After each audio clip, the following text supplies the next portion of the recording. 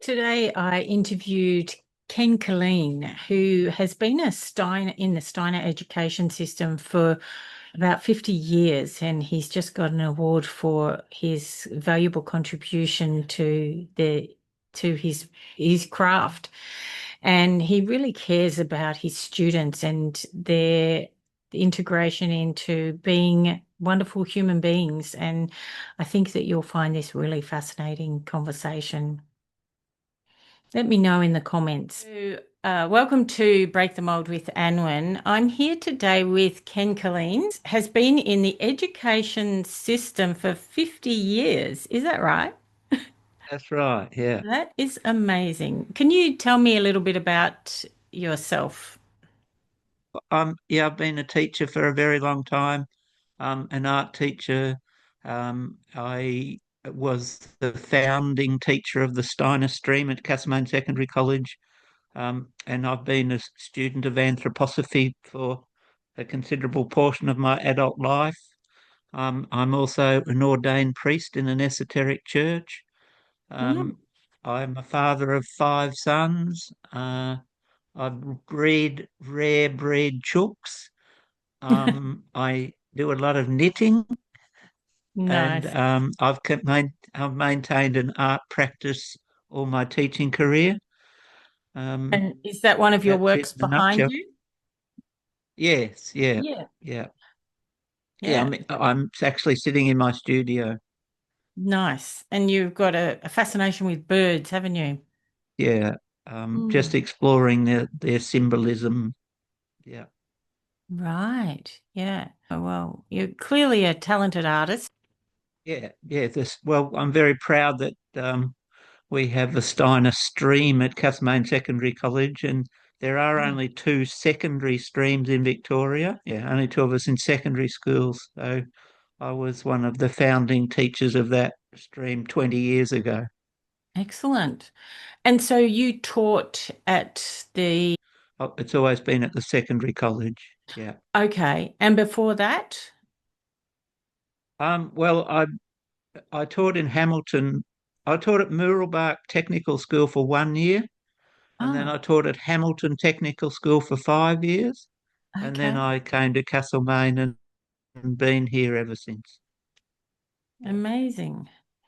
And you've just been awarded for recognition for your valuable contribution in your teaching career.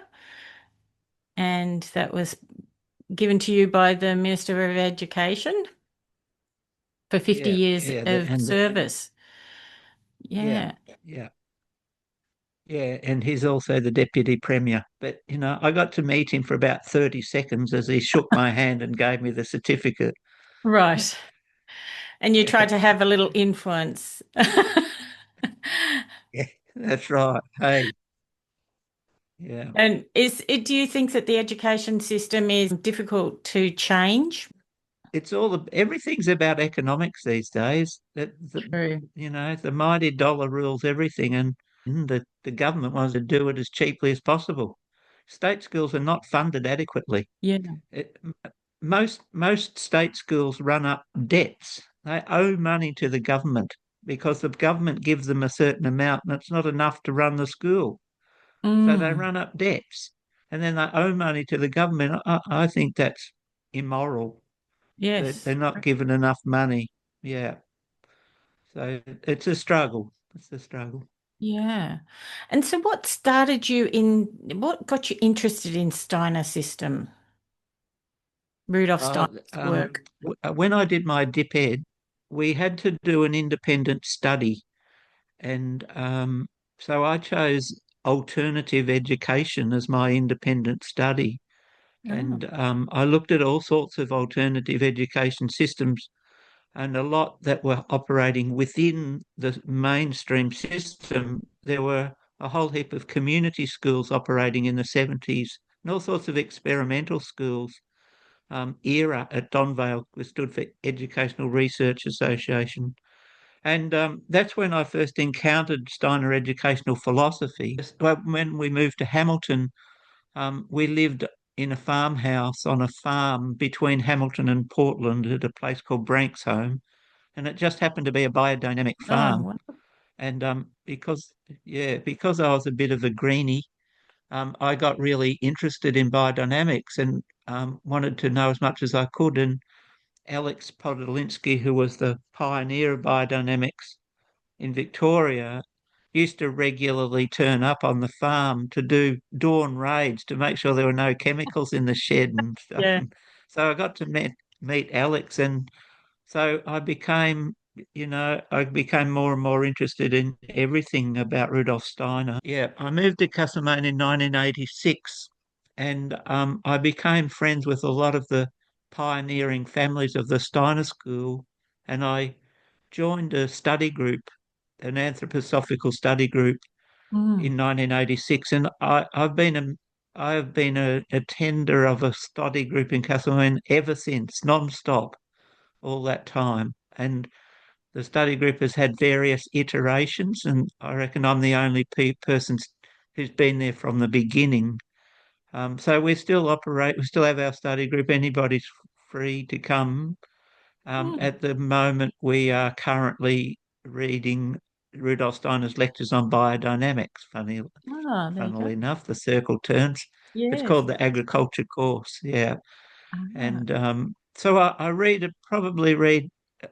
a Steiner lecture almost every night, and there are thousands of them. When the Steiner stream was proposed, I was on the implementation committee, and then I did Steiner secondary training at Warrenwood at Melbourne Rudolf Steiner yes. Seminar, and did the training there. Yeah. Fantastic. So Wow. yeah, So good. Yeah, yeah, so tell us a little bit, like, I know it's a difficult thing to describe in a few words, but what is anthroposophy, the yeah. basis of Well, Rudolf another Steiner's? they called it spiritual science. And anthroposophy literally means it's made of two Greek words, which means Yeah. um, human wisdom. Mm. And it's not meant to replace material science. And Rudolf Steiner actually studied science, material science. It's not meant to replace material science, but it's meant to enhance material science. That beyond what we perceive with our senses is a whole other world of formative forces. And so spiritual science goes beyond what you can comprehend with ordinary senses to the first cause of things. So, Mm. material science can tell you that fire requires heat, fuel, and oxygen, full stop.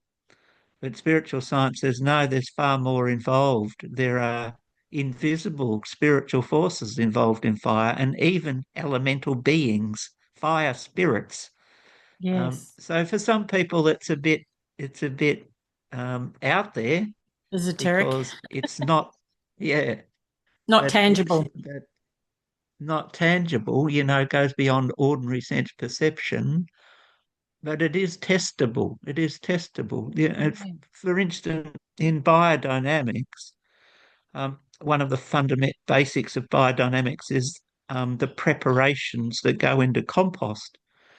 Mm. And they're made of various plant substances. They're made of yarrow and chamomile and oak bark and stinging nettles. Steiner says, don't think of them as substances anymore. Think of them as forces, that they operate as forces within the compost heap. And the proof is in the pudding because Mm. it actually works. Biodynamic agriculture it works. It makes the topsoil deeper and holds moisture longer, and um, plants with more nutrition, healthy soil. Yeah, so it actually works.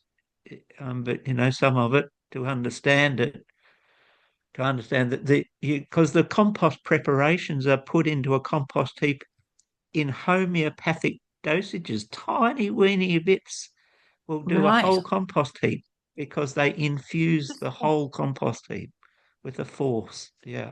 Steiner wrote lots and lots of books, but he gave thousands of lectures on almost every topic you could imagine. Yes. There's a vast resource on the internet called the Rudolf Steiner Archive.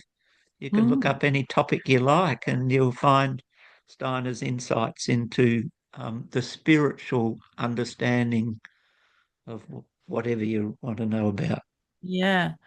Yeah, And like biodynamics is like a way of healing our bodies, like because our food that goes into us is the and nourishes us and keeps us going, gives us energy, and that yeah, leads into the senses that he talked about, the thinking, feeling, and willing. So, yeah. what could you explain that a little bit? In terms of senses, to start with, he said Steiner taught it's an ancient Greek idea that we don't have five senses, we have 12 senses, Mm, and yeah, so and we have a set of thinking senses, a set of feeling senses, and a set of willing senses. So he teaches that these are thinking, feeling, and will are the three activities of the human soul, of yes. human consciousness. So our consciousness is very closely aligned with our soul, and Mm, and so we're able to think, to be conscious, and we're able to feel, to respond to the world on a feeling level, and those things activate our will impulses to take actions and do things. yes. So Is his teachings about like integrating all of these things and having a balance? Is that what it's about? A balance of those three, would you say? yeah, he said that over the course of evolution, our highest the faculty we've developed the most is our thinking. We've got an extraordinary capacity for knowledge and logic and thinking. Mm, And he says feeling is less developed. So yeah.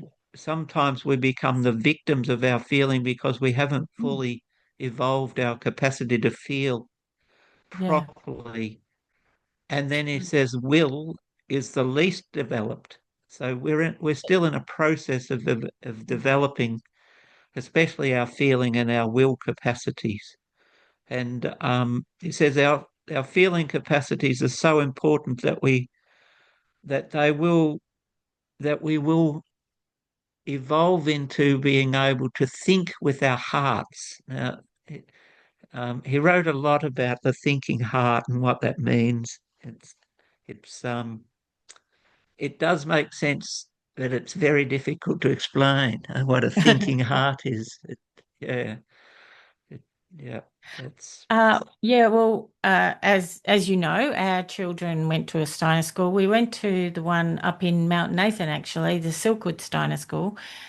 And there was an amazing lady called Nancy. Now I don't remember her surname, but she was very much into anthroposophy. Is yeah. eurythmies Oh yeah, yeah, like it's not only just the dance that we see, but it's also yeah, part of this. Like, when people hear the word willing, that or will, when child has like yeah. a will, it sounds a negative connotation. It sounds like they're being willful, they're standing their ground, but it's all about, doing, isn't it? And there's That's activities right. at all different stages of their development that help them to find that. And yeah, so you talked about the breakdown of that. And so there's the thinking has ego, thought, word, and hearing. And the feeling is warmth, sight, taste, and smell. And then Yeah, the willing is balance, movement, life, touch, and birth. Well, that was yeah, what yeah. that's So, what she explained. yeah, And so then there's ways like if children are having issues, then there is also Rudolf Steiner believed in the Grimm's stories, yeah, and and so Rumpelstiltskin was one for your liver. Is that right? And like all different ways of storytelling as a way of healing, in a sense. yeah. And the fairy tales are really really important for younger kids, and Mm, they have they've got they contain like profound layers of meaning, Mm, um, and and the children in their imagination really live into the stories. And in yes. Steiner pedagogy, a teacher's not meant to read from a book. They've got to know the story off by heart and really live it, act it, Wow. tell it, and act it out. And the kids will live into the story in their imaginations. And Mm, the stories have curative capacities. mm, They affect a child so much, much more than just telling them a story. That it affects their. It has a, as he say, he often says, has a curative content or a curative ability to. Um, yeah, he often talked about the curative nature of Steiner education generally, um, mm. and that makes more and more sense to us teaching in the 21st century, that we are being presented with kids with all sorts of maladies, all sorts of issues and problems, and that education is profoundly important in helping them overcome these various maladies of the modern era, like um, autism, all these things that have exploded into the world for Yeah. young people. And I honestly think that he wrote the outlines of the education for today, for now. It is more relevant now than it was Yeah. 100 years ago. I think he was way ahead of his time. Like his thinking was Definitely. so Yeah. deep and so profound. Like we Yes. probably only touched the surface, really. Yes. Yeah, absolutely. It's Yeah. extraordinary. Yep. Yeah. He had ideas about restructuring society, and he said it was really urgent. It was urgent, and he called it he called it threefolding, or the threefold social commonwealth. Mm. And after World War I, he said, "We've got it. We must do this unless society goes further into decline." You're And right. he had meetings with very important people in European government and in Austria and stuff. And he taught lots and lots of people about the basics of this idea, the threefold social commonwealth, and sent them out to run town hall meetings and spread the word and tell people about this idea for restructuring society. And it almost happened in Germany and Austria, and then it didn't. It Wow. was it was the foundation for various organisations and businesses, Hmm. and even banks, but Yeah. it never got into government. And I think he would despair if he looked at the state of the world today. I think we have gone into further social decline. And one of the things he talked about was the danger of the rise of capitalism. He says Hmm. that the captains of capitalism were going to hijack democracy for their own force, for their own greed. And I think Well, it that's was it true. was very prophetic words. Yeah. So it is still relevant. It's still relevant. Yeah. Yes, More absolutely. than ever. More than Yeah. ever. Yeah. Yeah. And it's Yeah. interesting that part of that, like is children, like up until the age of 7 is the age of imagination. And so you're basically just letting them be who they are in a sense, and letting them get, take in that information in the way that is natural to them, not sort of enforcing things on them and letting their imagination, be free. It wasn't an original idea. It was a very ancient Greek idea that we evolve in 7-year cycles. Yes, And he said in our first 7 years, all energy should be put into growing a healthy body. And yes, he says if you put any strain on their intellect in the first 7 years, you interfere with the health and growth of their body. right, Um, yeah, and this has actually been proven. There's It started in America, the hot housing movement, where they started teaching babies in the womb. It was fast tracked through education and completed university when he was a teenager and then became a doctor. Hmm. but he suffered all these incredible health problems and he actually went blind and Oh, he had a stunted physical body. Exactly wow. what Rudolf Steiner said. There's lots of other cases of hothousing children and they don't call kindergartens anymore. They call them early learning centres. There's this obsession with Oh, teaching kids to read when they're 3 and 4. yes. And Steiner says that's Well, really, really dangerous for their physical health, their growth of their body. and First 7 years, you do everything to look up, help them be healthy. Just let them play, and play. And yeah, it is a bit of a controversial thing that they don't start teaching kids to read till later than yeah. mainstream, but they catch up. There's They no catch up. difference in their No. reading ability later on. Yeah, And yeah. this is the thing, like I know that there are schools now, like private schools, that are actually in kindergarten teaching computer skills to kids. Oh, Crazy. Like, why? I, yeah, yeah. No, Because that's it's very like, dangerous. yeah, like I don't think they children had computers until high school, and Yeah, they're so astute. Like because they have everyday skills, it's like things that you need for living that are yeah, taught. Like they do cooking and sewing and all those things, and art and singing and music and those sorts of things are like they're for your soul, aren't they?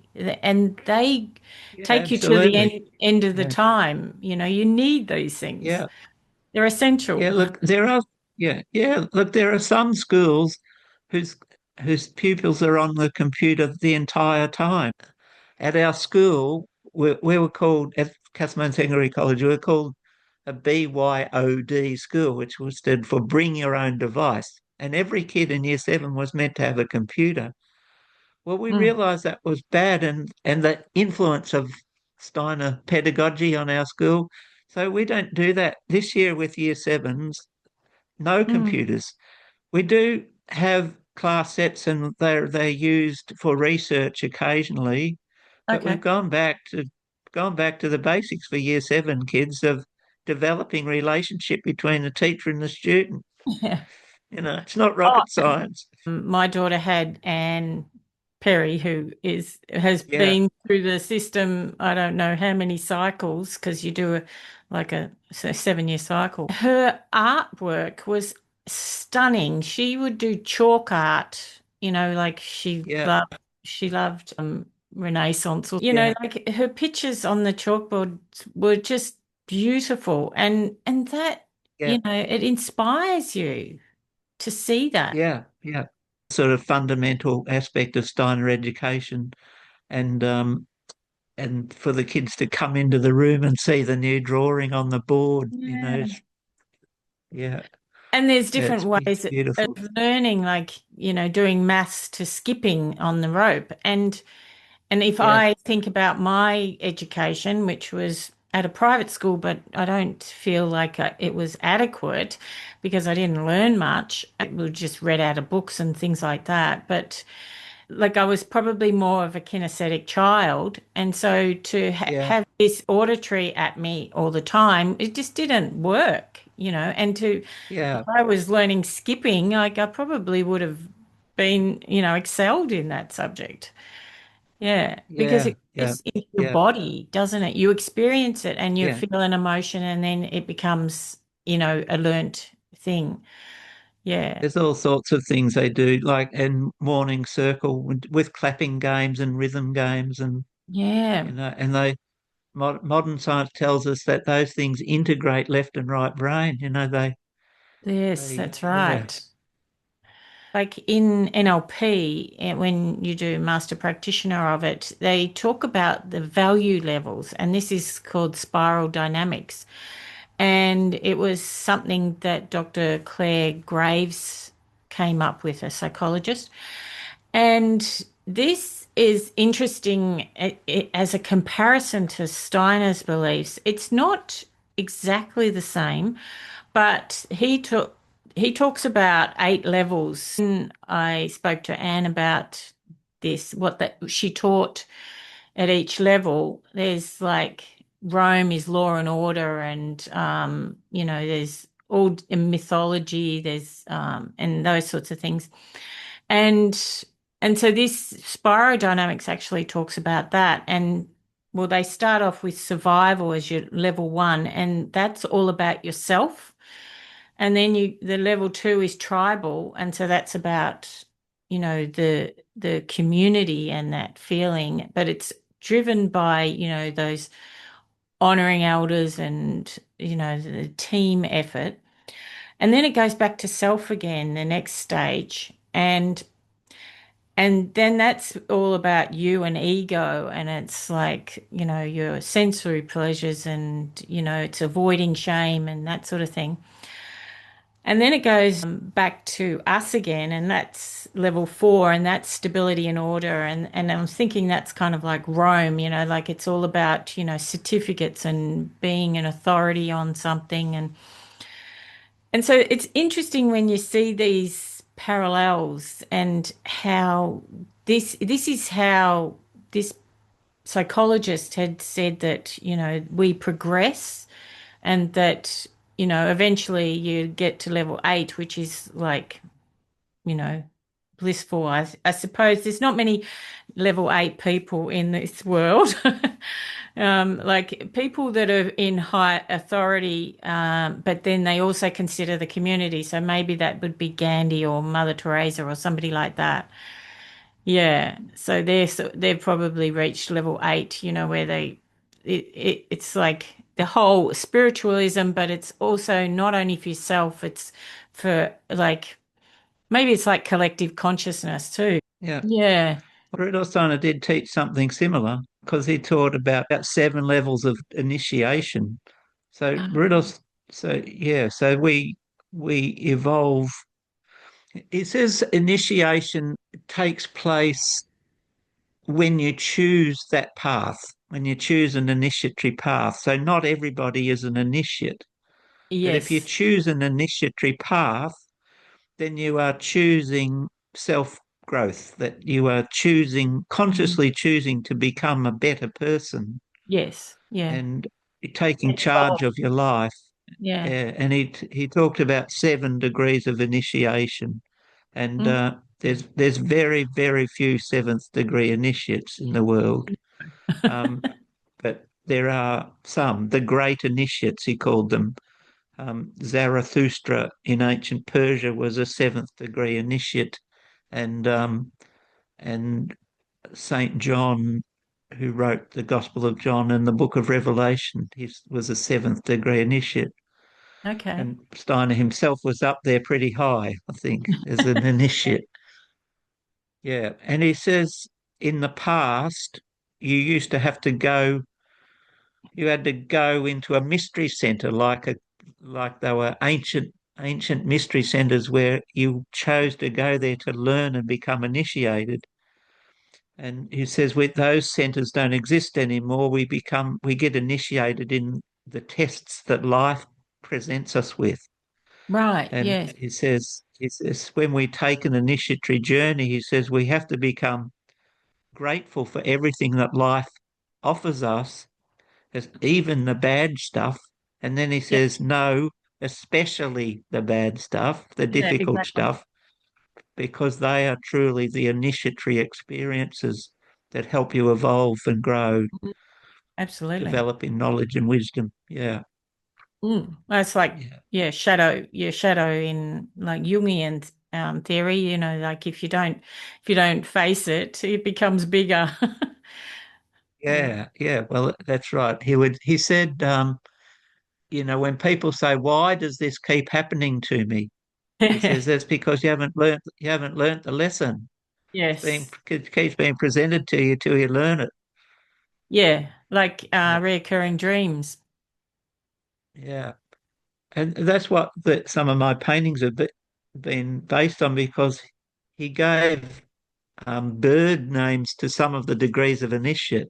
The first Oh, degree really? initiate is called a raven, Okay. and yeah, the second degree initiate's called a peacock. Third degree initiate's called a swan. Fourth degree initiate's called a pelican. So Okay. um, yeah, so that's why I did a lot of paintings about those birds. And Right. I And Australianised them. I used the lyrebird instead of the peacock, and ah, the Australian raven and the black swan instead of the European swan and stuff. Yeah. and have you got the other three? What are the others? Well, the other three weren't called birds. Ah, The fifth degree initiate is named after the folk soul of your people. So you become a true Australian that in the or an Israelite or a Hebrew. You take on the folk soul of your nation. So a mm, fifth degree initiate living in Australia would be called a true Australian. oh, And then he called the sixth degree initiate was called a sun hero, and the seventh degree initiate was called a father. So, yeah, but I mm, gave those final three levels birds as well. So for the sun hero, I made it the eagle, and for okay. fifth degree for Australia, the Australian folk soul, I made it the emu. Yeah. Nice. So yeah. After the age of imagination, it's the spirit. And what's that all about? Well, in the 7 year cycles, he says so. Those three aspects of soul. So the first 7 years is about developing the will, believe it or not, Mm. and the second 7 years is about feeling. And he says that Ah, everything in the primary from class 1 to class 8, the school should be full of rhythm and beauty. It has a profound effect on the soul of the child because they're living in their feeling levels. We recapitulate human evolution in our own life. We are the microcosm of the whole world, each individual. The curriculum goes through in order the great periods of epochs of human culture. So they in the early years they look at ancient Persia, and then they look at ancient Egypt, and then they look at Greece and Rome, then they look at the the rise of European and American culture until we get to year 7 and 8, where they are fully in the now. They have all recapitulated everything, and they go through. They relive the great revolutions. They become revolutionary, and they start to develop a bit more independence at about 14. And then 14 to 21 um, is the period of intellect, where education from 14 to 21 is meant to be as rigorously intellectual as possible and more mm. scientific. And that, yeah, they're developing their own capacities to form their own concepts, stuff. So will in the first 7 years, feeling in the second 7 years, and thinking in the third 7 years.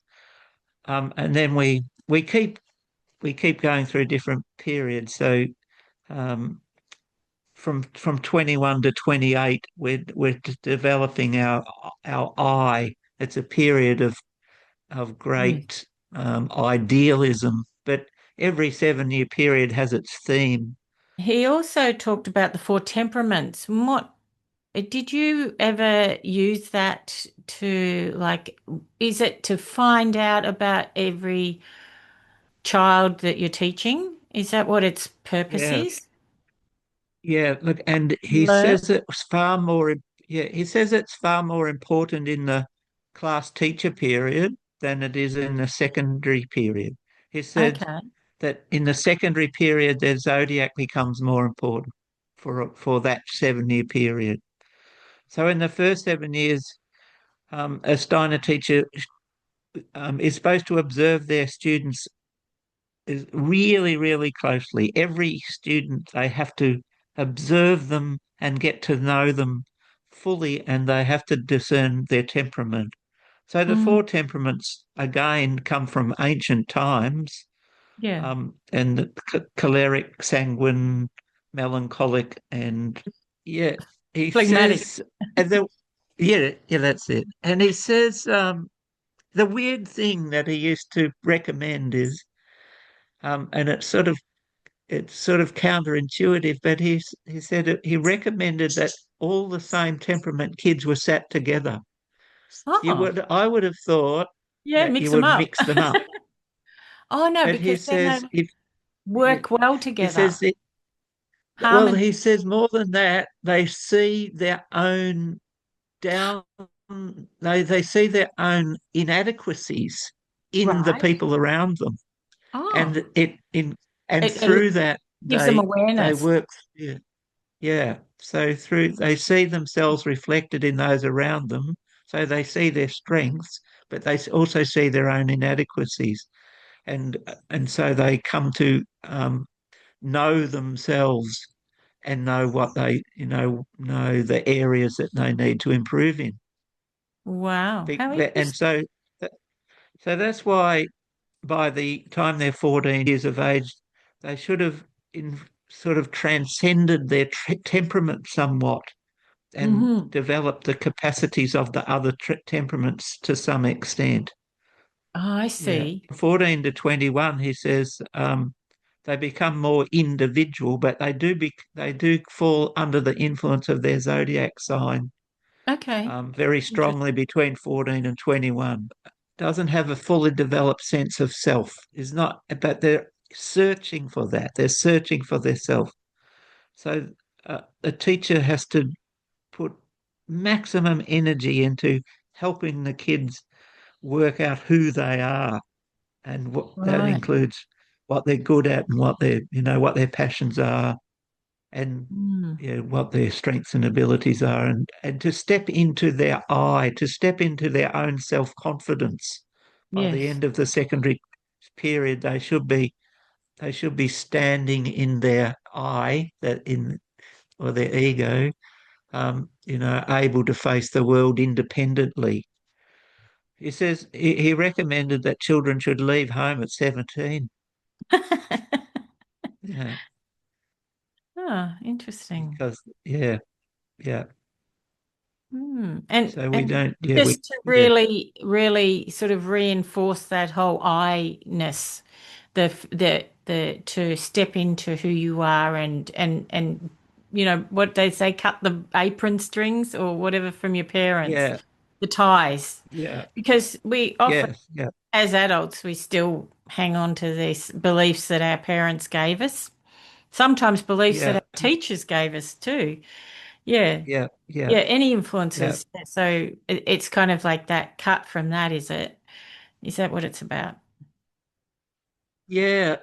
Look, he recommended great stories for every age level, and so Mm.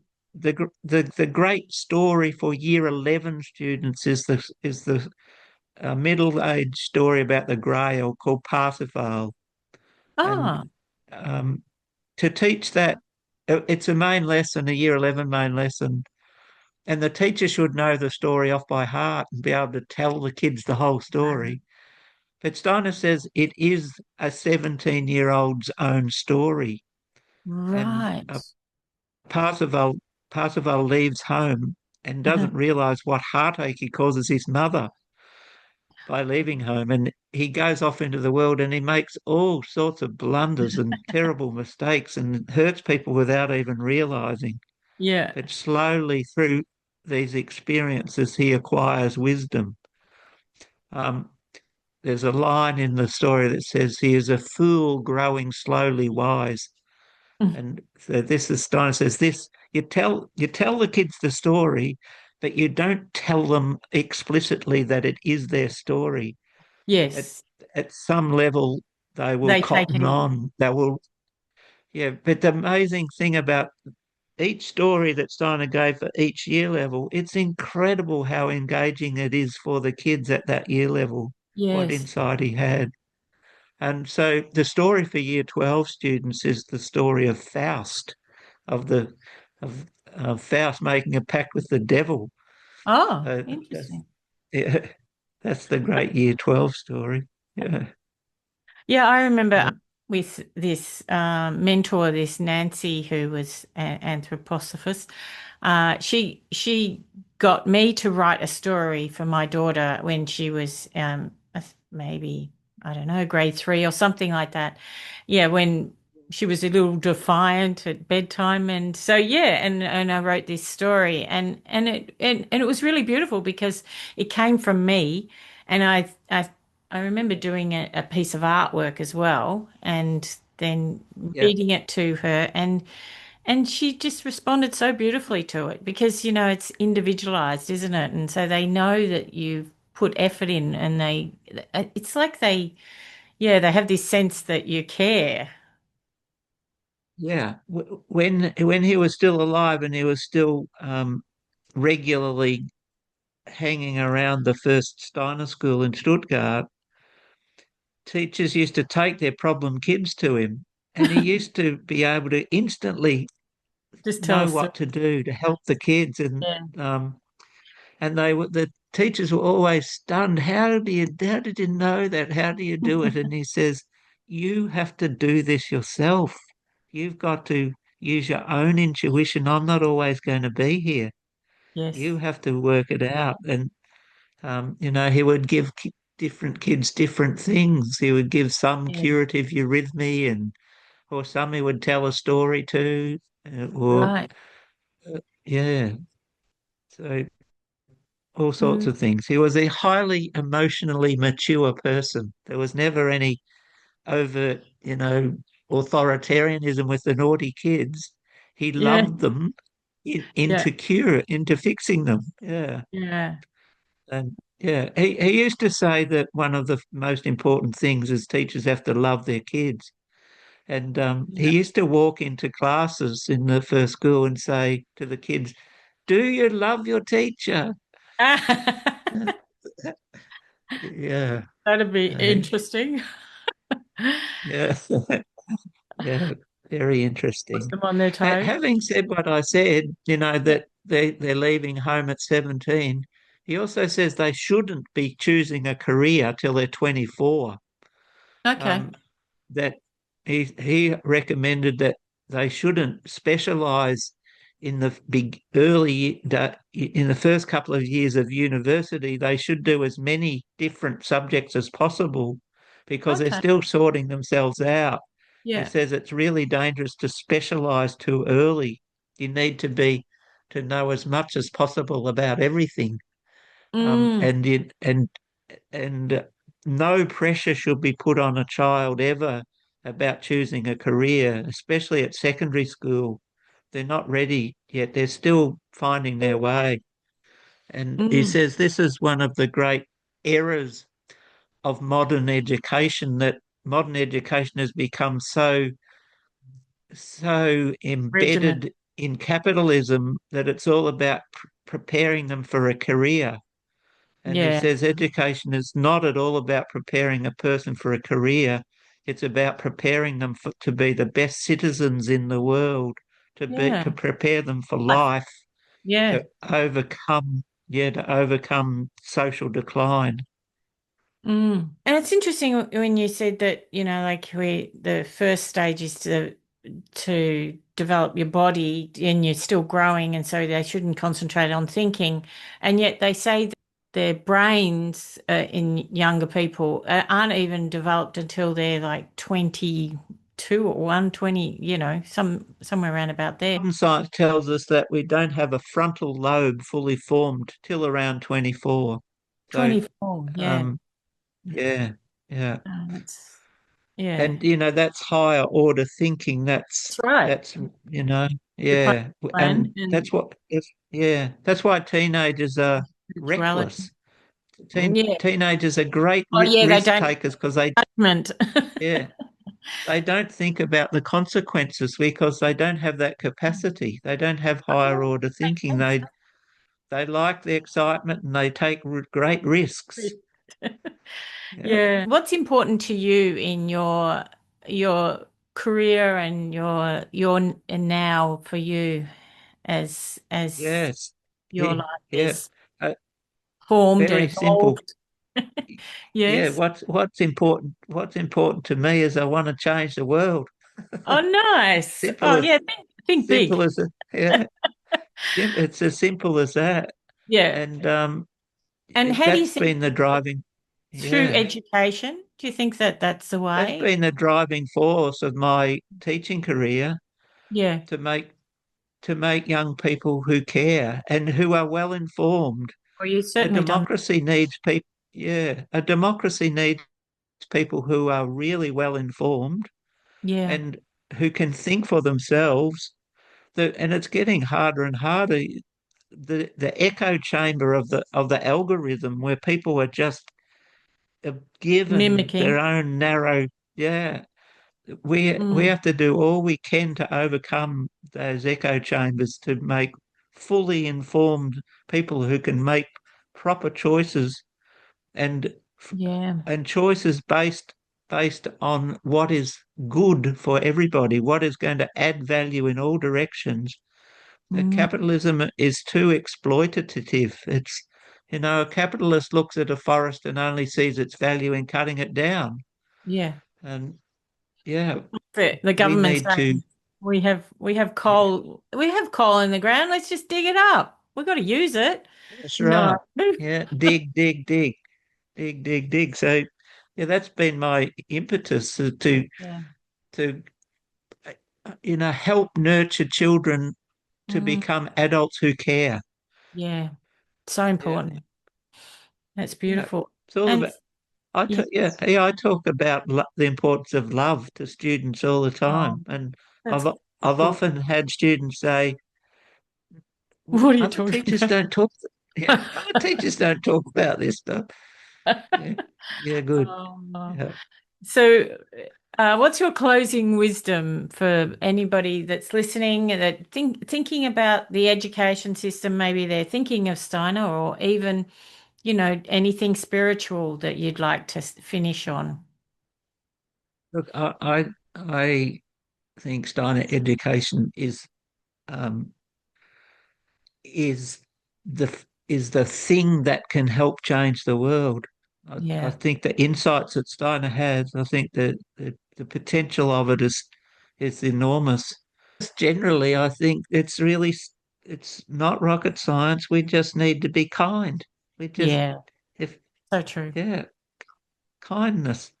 I It goes a long I way. went to a David Byrne concert earlier this year, Oh and yeah, he talked about kindness, did he? and he Oh says, yeah, and he said kindness has become a radical idea yeah, in Trump's America. It's it's all about fear and about othering yes, people and about tribalism, and there's an extreme lack of kindness yes. in this whole, what's being promoted. And David Byrne saying the most radical thing we can do is just to be kind. It's become a radical idea. Yeah, So it's interesting. Yeah. not, yeah, simple. Yes. Be kind. Well, thank you so much. It's been really fascinating chatting with you today, Ken. Yeah, all the best. Okay, thanks, Anwyn. Okay. Thank you Thank very much. you. Have a great Bye day. bye.